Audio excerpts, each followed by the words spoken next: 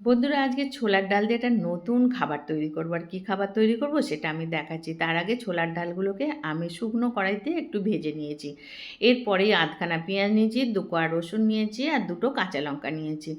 এখন এর সাথে আমি আরেকটা জিনিস মেশাবো, সেটা হচ্ছে এখানে আমের আচার। এই 1 চামচ আমের আচার আমি এখানে নিয়ে নিচ্ছি। নিয়ে আমি মিক্সিতে এটা পেস্ট করব। মিক্সিতে পেস্ট করার সময় পরিমাণ মতো নুন আর পরিমাণ মতো চিনি, অল্প একটু চিনি দিয়ে নিতে হবে। পেস্ট করার পর ঠিক এরকম দেখতে হবে। হালকা হালকা মানে দানা দানা মতো থাকবে। এই দানা দানা মতোগুলোকে আমি এবার কি করব, এখানে আটা আমি মেখে রেখে দিয়েছি। আটাতে তবে একটু তেলের ময়াম দিয়ে আটাটাকে ভালো করে মেখে রেখে দিয়েছি। এখন এর মধ্যে আমি পুর দিয়ে নেব। আর পুর দিয়ে নিলে এগুলো ভেতরে দানা দানা হয়ে আছে, অথচ পুর দিয়ে আমি এবার এটাকে বেলতে থাকবো, কিন্তু একটুও আমার ফাটবে না। দেখুন আমি সুন্দর করে এটা বেলে নেব। অনেক সময় আমাদের কি হয়, ভেতরে পুর দিয়ে যদি আমরা বেলতে যাই তখন ফেটে যায়, কিন্তু এইটা করলে আপনাদের ফাটবে না। দেখুন কি সুন্দর করে আমি গোল গোল করে বেলে নিচ্ছি। এইভাবে যদি বেলে আপনারা খাবারটা তৈরি করে খেতে থাকেন তাহলে কিন্তু আপনাদের একটা দুটোতেই পেট ভরে যাবে।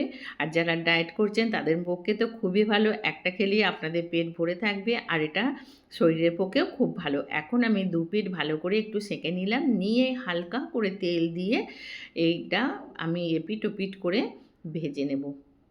আপনারা তেলের বদলে এখানে কিন্তু ঘিটাও ব্যবহার করতে পারেন। দেখুন আমি এরকম চামচে করে তেল দিয়ে এরকমভাবে লাগিয়ে নিলাম।